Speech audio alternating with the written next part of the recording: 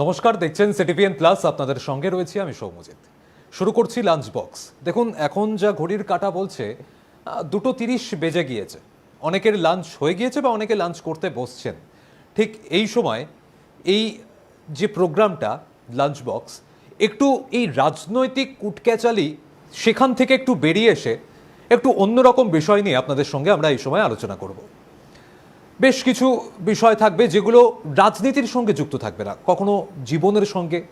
আমরা সকালে ঘুমচোখ খুলে থেকে রাতে ঘুমোতে যাওয়া পর্যন্ত মানুষের জীবনের বিভিন্ন সমস্যা থাকে, সেই সমস্যাগুলি নিয়ে আলোচনা করতে পারি। বা কখনো বিভিন্ন বিনোদনমূলক বিষয় নিয়ে অবশ্যই আলোচনায় থাকবে। আজকে লাঞ্চ বক্সের যে বিষয়টা, দেখুন 8 থেকে 80 অনেকেই একটা জিনিসে খুব সমস্যায় আমরা জর্জরিত, সেটা বিশেষ করেই অ্যাংজাইটি, অর্থাৎ উদ্বেগ বা দুশ্চিন্তা। এটা আমাদের মনের মধ্যে একটা বিশেষ করে বাসা বেঁধে রয়েছে।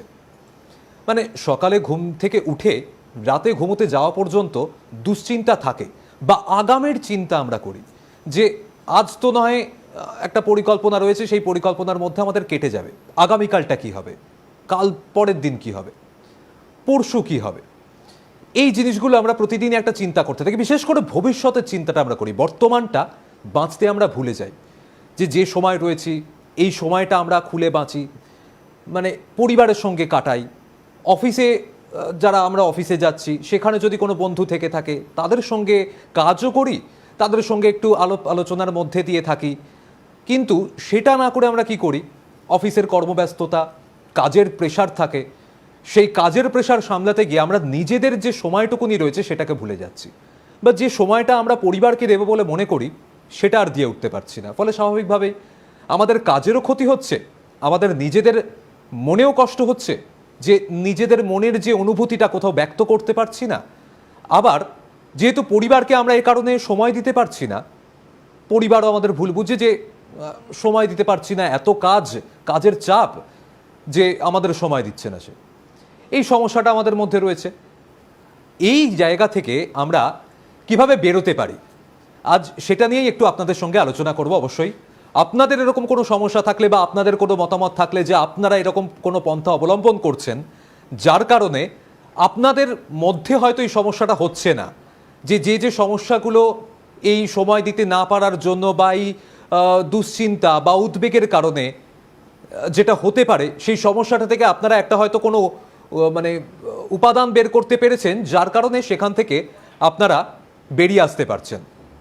তাই অবশ্যই এই বিষয়টা আপনারা ফোন করে জানাতে পারেন, ফোন নাম্বার দেওয়া থাকবে, ফোন করে জানাতে পারেন। এবার আসি আজকের বিষয়টা। দেখুন, আজকের যে বিষয়, যে আমাদের জীবন যেটা বলছিলাম, এই মুহূর্তে সবথেকে বড় একটা সমস্যা আমরা দেখতে পাচ্ছি।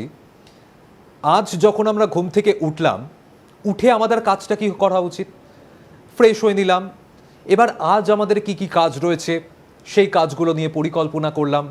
যদি আমাদের অফিস যাওয়ার থাকে অফিস গেলাম, অফিসের মাঝে নিজের জন্য যেটুকুনি সময় বার করতে পারলাম নিজেকে সময় দিলাম, প্লাস বাড়ি ফিরে এসে একটু ফ্যামিলিকে সময় দিলাম।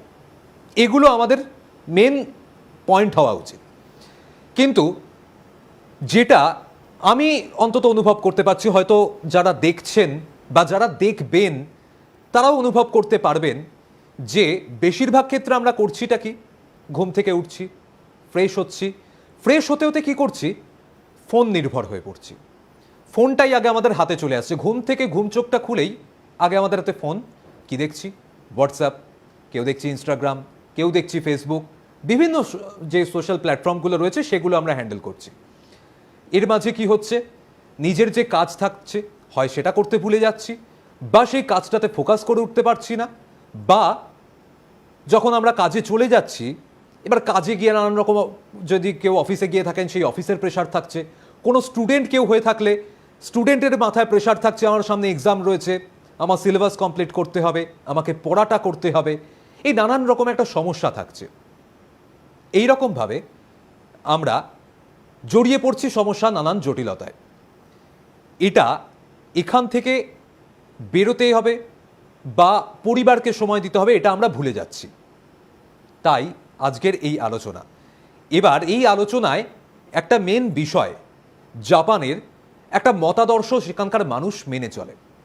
তারা সেই মতাদর্শ মেনে চলে, তারা মনে করছে বা বিশেষজ্ঞ মহল তারা বলছে যে এই মতাদর্শটা মেনে চলাতে তারা নাকি কিছুটা হলেও এই সমস্যাটা থেকে বেরিয়ে আসতে পেরেছে।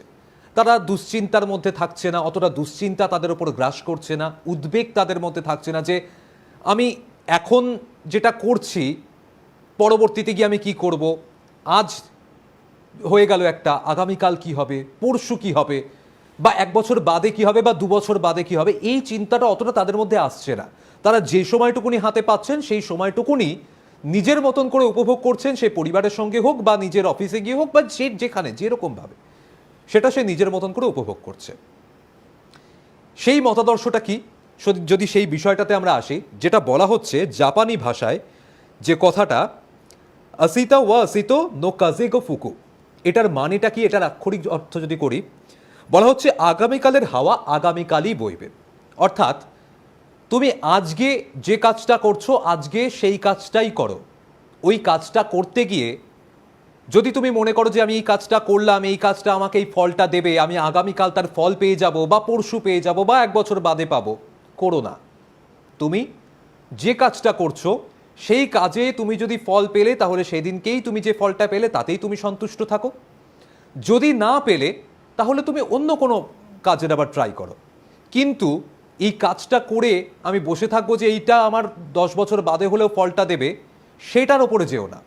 বা তুমি আজ যেমনভাবে বেঁচে থাকছো তাহলে সেখান থেকে বেরিয়ে এসে তুমি আজকের ওপরেই ফোকাস করো, আগামীকাল পরশু বা 10 বছর সেটার ওপরে ফোকাস করতে যেও না। যতটা নিজের মতন পারছো নিজের মতন থাকো। এই জায়গাটাতেই খুব গুরুত্বপূর্ণ কিন্তু বিষয়।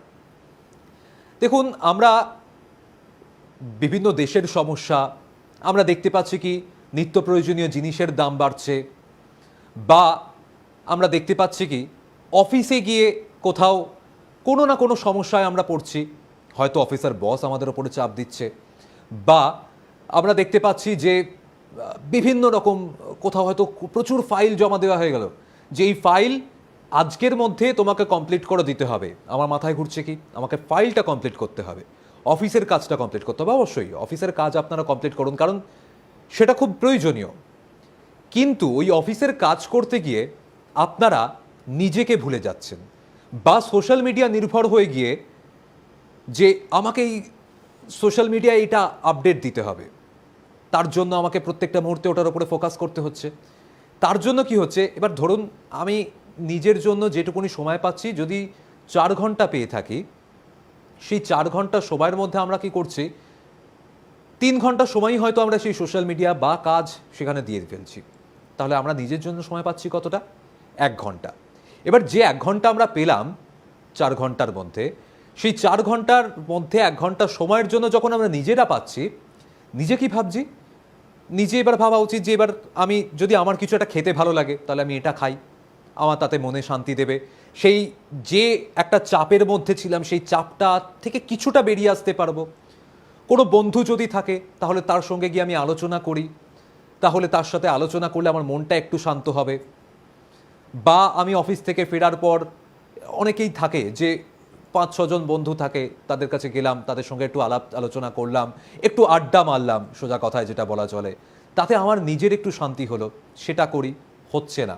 মাথায় কি থাকছে, আমাকে কাজটা করতে হবে, কাজটা টাইমের মধ্যে শেষ করে দিতে হবে, এই জিনিসটাই ঘোরাফেরা করছে। বা স্টুডেন্টদের ক্ষেত্রে আমাকে সিলেবাসটা কমপ্লিট করতে হবে, আমার সামনে পরীক্ষা রয়েছে, বা আমাকে স্যার এই পড়াটা দিয়েছে, আমাকে সেটা কমপ্লিট করতে হবে, আমাকে কলেজে কালকে গিয়ে এই প্রেজেন্টেশনটা দিতে হবে, তার জন্য এটা আমাকে কমপ্লিট করতে হবে। ওই 1 ঘন্টাটা আমরা নিজেদের জন্য সময় বার করতে পারছি। ওই 1 ঘন্টাতেও আমরা ভাবছি হয় আমাদের কাজ নিয়ে, হয় আমাদের পড়াশোনা নিয়ে। তাই সেখান থেকে বেরিয়ে এসে আমাদেরকে বাঁচতে হবে যে আজ বা আগামীকালের কথা আগামীকালই আমরা ভাববো। মানে আগামীকাল, কালকে গিয়েই আমরা ভাববো যে আজ আমরা কি করব, কিন্তু আজ যেটুকুনি সময় আছে, 1 ঘন্টা হোক 2 ঘন্টা হোক, যেটুকুনি সময় আমরা পাচ্ছি, যদি 24 ঘন্টার মধ্যে 24 ঘন্টা আমি নিজের জন্য সময় পাই, তাহলে সেটুকুনি শুধু আমার জন্যই রাখবো, বা সেটা আমার ফ্যামিলির জন্য রাখবো, তাদেরকে বঞ্চিত করব না। এই জায়গাটাই আজকে আমাদের আলোচনার বিষয়। অবশ্যই ফোন নম্বর খোলা রয়েছে, আপনারা আপনাদের মতামত জানাতে পারেন যে এইরকম কোনো সমস্যা আপনাদের হচ্ছে কিনা, বা যদি এর থেকে আপনাদের এই বেরিয়ে আসার একটা পন্থা সেটা থাকে, যে এই রাস্তাটা আমাদের মধ্যে রয়েছে, যে এই আমাদের উপায়টা রয়েছে, আমরা এই উপায়টা অবলম্বন করে আমরা এই সমস্যার থেকে বেরিয়ে আসতে পেরেছি, আমরা ফ্যামিলিকেও সময় দিতে পারছি এবং পাশাপাশি আমরা আমাদের কাজও করতে পারছি, সেরকম যদি কিছু থেকে থাকে অবশ্যই আপনারা ফোন করে জানাতে পারেন। স্ক্রিনে নম্বরটা দেওয়া রয়েছে, ফোন নাম্বার দেখাচ্ছি 6292242337 বা 6292242338।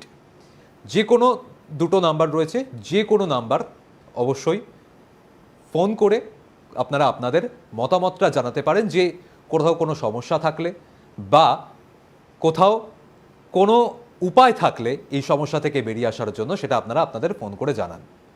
এবার আসি আজকের যে বিষয়। দেখুন, বৈজ্ঞানিক এবং তাত্ত্বিক যে দৃষ্টিকোণ, সেটার থেকে কিন্তু তিনটি প্রধান ভাগ রয়েছে এই সমস্যার। কি কি?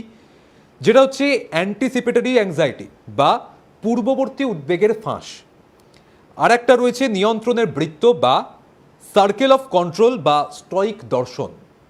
3 নম্বর ভাগ রয়েছে জাপানি সংস্কৃতিতে যেটা পরিবর্তন গ্রহণ, মানে মনোনো ওয়াওরে এবং উকোতারু। অবশ্যই এই বিষয়গুলোতে একে একে আমরা আসবো। প্রথম যে ভাগ সেটা কি বলছে?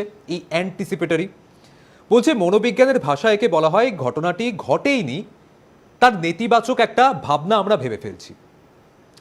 বেশিরভাগ সময়টা কি হচ্ছে, যে প্রোগ্রাম আমরা দেখতে পাচ্ছি, কিছু কিছু সময় কোনো কোনো প্রোগ্রামে, হয়তো আমরা কোনো প্রোগ্রামে গেছি, কোনো প্রোগ্রামে গিয়ে সেখানে আমাদের যখন অংশগ্রহণ করতে হচ্ছে, আমরা একটা ভাবছি কি, যে এই বিষয়টা আমাকে বলতে বলা হয়েছে, আমি বলবো, যদি এটা কোনো খারাপ প্রভাব পড়ে, যদি কোনো আমি যেটা করতে চাইছি সেটা গিয়ে যদি অন্য কিছু কাজ হয়ে যায়, এই ভাবনাটা আমরা ভেবে ফেলছি। মানে ইতিবাচকটা না ভেবে আমরা আগে নেতিবাচকটা ভাবছি। আগে নেতিবাচক ভাববো না, এটা আমাদেরকে বারবার মাথায় রাখতে হবে। যেটা আমার মন চাইছে সেটা আমি করব, অবশ্যই একটু ঠিক বেঠিক ভেবে নেব, কিন্তু ওই ঠিক বেঠিক ভাবতে গিয়ে আমি ভয় পেয়ে পিছিয়ে আসব, এটা করব না। সবসময় আমার লক্ষ্য থাকবে আমি এগিয়ে যাব। আজ যেটুকুনি আমার হাতে সময় রয়েছে এগিয়ে যাওয়ার, সেইটুকুনি সময় আমি এগিয়ে যাব, পিছাবো না, পিছনোর কথা আমি ভাববো না। এই ভাবনাটা নিয়ে আমাদেরকে চলতে হবে। এবার এই নেতিবাচক ভাবনাটা, যেমন আমার জীবনেও আমি যদি বলতে যাই, এরকম আমি কিছু কিছু সময় দেখেছি, যখন আমি কোনো কাজ করতে যাচ্ছি, প্রথমেই আগে মাথায় আসে যে আমি এই কাজটা করছি, এটা আমি ঠিক করছি তো, এই কাজটা যে আমি করব এটা ঠিক হবে তো, কখনো কেউ আমাকে কিছু বলবে না তো, এই ভাবনাটা আমি আগে ভাবতাম। কিন্তু এখান থেকে আস্তে আস্তে ভাবতে শুরু করেছি যে না, আগে আমি ইতিবাচকটা ভাববো, যেটা আমার মন চাইছে আমি সেটা করব, করে তারপর দেখব তার ফলটা আমি কি পাচ্ছি, এবং দেখব যে আমার যে মনের ইচ্ছাটা ছিল সেটা আমি পূরণ করতে পারলাম কিনা। অবশ্যই এখান থেকে আলোচনায় আসবো। এই মুহূর্তে একজন দর্শক বন্ধু রয়েছেন, একটু কথা বলে নেওয়ার চেষ্টা করি। নমস্কার, কে বলছেন, কোথা থেকে বলছেন? হ্যালো, আমি বেহালা বিজি প্রেস থেকে বলছি। আচ্ছা, এই বাচ্চাদেরকে নিয়ে বলছি, বাচ্চাদের নিয়ে আমি বলতে চাইছি যে ওদের যে মোবাইলটা, যে স্কুলে আমার বাচ্চা দুটো আছে, আপনার নামটা একটু বলবেন? আমার নাম হচ্ছে স্বপন মালিক। আচ্ছা, বলুন স্বপন বাবু। আচ্ছা, আমি বলছি বাচ্চা দুটো পড়াশোনা তো করে, তার সেই মোবাইলে ওরা সবসময় মোবাইল নিয়ে ব্যবহার করে, মোবাইলে এসে হাত দেয়, পড়ে এসেও মোবাইলে হাত দেয়। এর থেকে কিভাবে ওদেরকে করা যায় বলুন তো?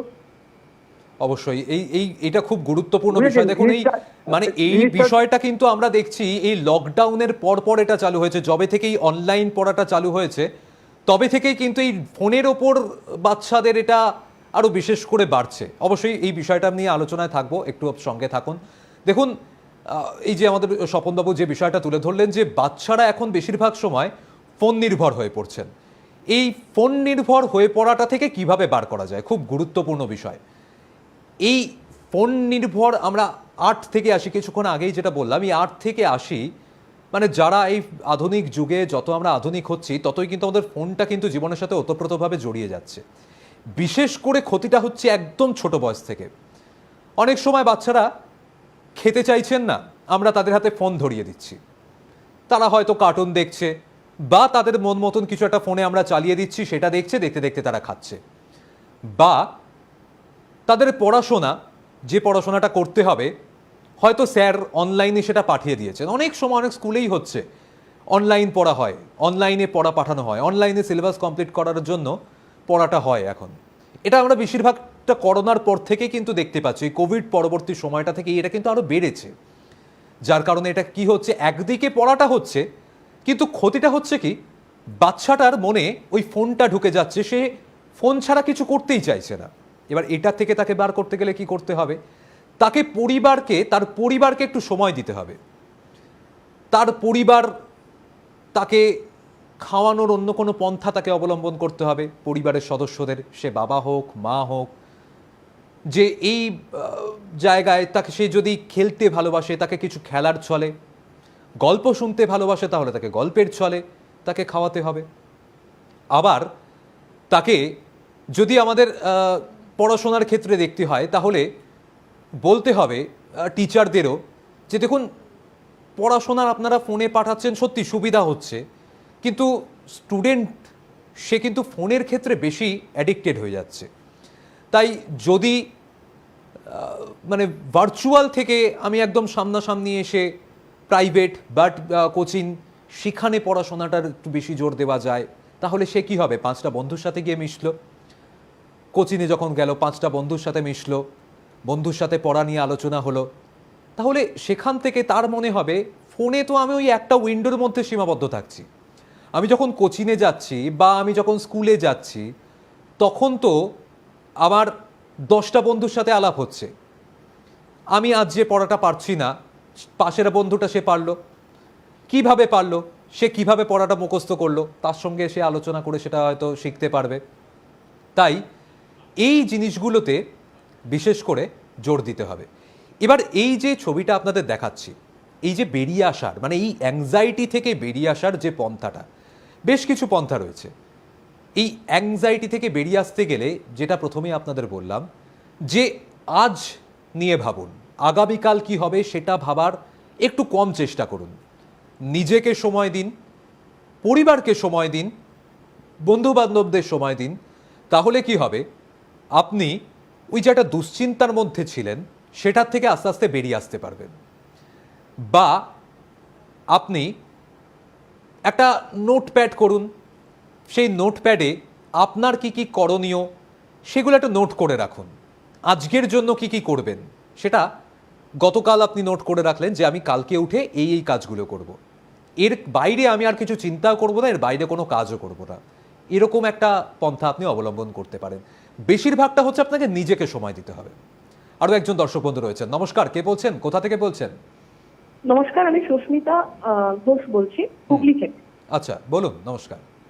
হ্যাঁ, আজকে আপনাদের যে বিষয়টা নিয়ে আলোচনা হচ্ছে, আমার মনে হয় যে এই অ্যাংজাইটি বাড়ার ক্ষেত্রে সোশ্যাল মিডিয়ার একটা বড় ভূমিকা রয়েছে। একদম, কারণ একদম। আজকালকার দিনে অনেক বেশি সংখ্যক মানুষ সোশ্যাল মিডিয়া অনেক বেশি অ্যাডিক্টেড বলে মনে হয়। ঠিক। সুতরাং সেই জায়গা থেকে যা আমরা বাস্তবে পাই না, বা যা আমরা বাস্তবে পেতে চাই কিন্তু তবু পাই না, একদম। সেগুলো সোশ্যাল মিডিয়া থেকে অনেক বেশি আমাদেরকে উত্তেজিত করে। সোশ্যাল মিডিয়ার জায়গা থেকে সেই জায়গাটা আমরা যদি না পাই, তখন অনেক বেশি অ্যাংজাইটি তৈরি হয় নিজের মনের মধ্যে। সুতরাং আমরা বোধহয় সোশ্যাল মিডিয়ার জীবনটা আর বাস্তব জীবনটা গুলিয়ে ফেলি কোথাও, সেই জায়গা থেকেও বোধহয় অ্যাংজাইটিটা আমাদের তৈরি হয়। একদম, একদম, মানে ঠিক কথাই বলেছে। মানে এটা হয় কিন্তু, মানে এই সোশ্যাল মিডিয়া হ্যান্ডেল করার জন্য মানে সেকেন্ডে সেকেন্ডে ফোনটা কিন্তু আমাদের হাতে চলে আসে। মানে এতটাই আমরা সোশ্যাল মিডিয়া নির্ভর হয়ে পড়েছি, মানে সকাল থেকে রাত পর্যন্ত ওই জিনিসটা না হলে হয়তো মনে হয় কোথাও একটা কিছু একটা বাকি থেকে গেল, আমি একটা আপডেটেড থাকতে পারলাম না। কিন্তু এই আপডেটেড থাকতে গিয়ে আমি নিজের জীবনের একটা বিপদ আমি কিন্তু আস্তে আস্তে ডেকে আনছি। অবশ্যই একদম খুব গুরুত্বপূর্ণ বিষয় বলেছেন, অনেক ধন্যবাদ আপনাকে ফোন করার জন্যই। এই বিষয়টা সত্যি, মানে এই যে দর্শক বন্ধু যিনি বললেন যে সোশ্যাল মিডিয়া নির্ভর আমরা এতটাভাবে হয়ে পড়ছি, মানে সেটা ইনস্টাগ্রাম হোক, ফেসবুক হোক, হোয়াটসঅ্যাপ হোক, এইটা করতে গিয়ে আমরা নিজেদের জীবনের একটা বিপদ ডেকে আনছি। ওই সবসময় আপডেটেড থাকতে গিয়ে একটা প্রবলেম আমাদের মধ্যে চলে আসছে। আর ওই যা দেখছি সেটাই আমাদের মনে কিন্তু একটা থেকে যাচ্ছে, মানে আমাদের চোখের সামনে যতটা না ঘটছে, আমি ফ্যামিলির সঙ্গে যতটা সময় দিচ্ছি, যেটা আমাদের ঘটছে যতটা আমার মনে থাকছে, তার থেকে বেশি আমার মনে থেকে যাচ্ছে আমি সোশ্যাল মিডিয়া যেটা দেখছি সেটা কিন্তু বেশি আকৃষ্ট করছে। এবং হয়তো ওই একই জিনিস আরও 10টা মানুষ করেছে, তখনই ভাবছি 10 জন করেছে, তাহলে এটা হয়তো ঠিকই হবে, তাহলে এটাও আমাকেও একবার ভেবে দেখা উচিত। ওই ভাবতে গিয়ে আমি নিজের বিপদটা ডেকে আনছি। এই সোশ্যাল মিডিয়া কিন্তু এইভাবে আমাদের বিপদ ডেকে আনছে। আরও একজন দর্শক বন্ধু রয়েছেন। নমস্কার, কে বলছেন, কোথা থেকে বলছেন? আর গুড আফটারনুন, আমি হুগলি good afternoon. থেকে শ্রীমতী সুমা সিংহ বলছি। বলুন। আমার একটু না মেন্টাল অ্যাংজাইটি, যেমন ধরুন আপনি যেখানে কথা বলছেন একটু স্থান পরিবর্তন করে কথা বলা সম্ভব? আপনি যেখানে রয়েছেন একটু স্থান পরিবর্তন করে কথা বলুন, কারণ কথাটা বোঝা যাচ্ছে না। ও আচ্ছা, হ্যাঁ। আমার স্বামী ধরুন বেরোয় 9টায় অফিসে, আর কি 9টা 10-15, তো কাছাকাছি অফিসে তো মিনিট 20 লাগে, মিনিট 15-20 লাগে সাইকেল আর কি। কিন্তু আমার রাত্রির মনে ভুল হচ্ছে, মনে হয় কি আর কি সকালে ঠিক মতন করে দিতে পারবো কিনা, এই একটা সবসময় অ্যাংজাইটি আমার। কিন্তু আমি পেরে যাই, কিন্তু মনের মধ্যে একটা আছে, বোঝা যেন ঘুম হয় না আমার অনেক সময় ঠিক মতন, যে সকালবেলাটা করবো কিনা, যে কোনো কাজ করার আগেই না আমার খালি ভাবি ঠিক মতন করতে পারবো, তো এইরকম মনে হয়। আচ্ছা, বেশ, অনেক ধন্যবাদ আপনাকে ফোন করার জন্য। অবশ্যই এই প্রোগ্রামে নজর রাখুন। আমরা যতটা সম্ভব এই অ্যাংজাইটি থেকে কিভাবে বেরিয়ে আসা যায় সেই বিষয়গুলি নিয়ে আলোচনা করব। দেখুন, এই মুহূর্তে একটা জিনিস, সেই ছবিটাও চালাচ্ছি আমরা, এই অ্যাংজাইটি, এখান থেকে বেরিয়ে আসার জন্য বেশ কিছু পন্থা যেটা বলা হচ্ছে যে কীভাবে আমি এই অ্যাংজাইটি থেকে বেরিয়ে আসতে পারি। একটা বলা হচ্ছে ব্রিথ ডিপ, মানে একটু জোরে নিঃশ্বাস নিন, যেরকম যোগ ব্যায়ামগুলি রয়েছে সেই ব্যায়ামগুলো করুন, নিজের একটা মনস্থির করুন। তারপর হচ্ছে স্টে প্রেজেন্ট, ফোকাস করুন ঠিক এখনে, পরে কি হবে, কি হয়ে গেছে সেগুলোতে ফোকাস না করে ঠিক এখন কি হচ্ছে, এখন কি করবেন সেটাতে ফোকাস করুন। মানে একটা প্রেজেন্টের মধ্যে আপনাকে বাঁচতে বলছে, মানে বর্তমানে বাঁচুন। অতীতে কি হয়ে গেছে, ভবিষ্যতে কি হবে সেটা নিয়ে ভাববেন না। আচ্ছা, থিঙ্ক পজিটিভ, আপনি সবসময় ইতিবাচক চিন্তা করুন। আমরা আমাদের জীবনে এটা কিন্তু নেতিবাচকটা ঢুকে গেছে, যে আগেই আমাদের নেতিবাচক দিকটাই মাথায় আসে। একটা কথা আমরা জেনজিরাও শুনি, বা হয়তো আমাদের বাবা মারাও শুনে এসেছে, যে লোকে কি বলবে। এই লোকে কি বলবে কথাটা শুনতে গিয়ে না আমরা নিজেদের ইচ্ছাটাকে মেরে ফেলি। এই লোকে যদি এটা বলে, এইটা ভাবতে গিয়ে নিজেদের ইচ্ছাটা আমরা মেরে ফেলি। তাই এইটা ভাববেন না, থিঙ্ক পজিটিভ, পজিটিভ ভাবুন, একদম যেটা আপনি করতে চাইছেন সেটা করুন, দেখবেন অনেকটা এই অ্যাংজাইটি থেকে আপনারা বেরিয়ে আসতে পারছেন। আরও একজন দর্শক বন্ধু রয়েছেন। নমস্কার, কে বলছেন, কোথা থেকে বলছেন? হ্যালো। হ্যাঁ, কণা রায়চৌধুরী বলছি, কসবা থেকে। হ্যাঁ বলুন, নমস্কার। আচ্ছা, নমস্কার।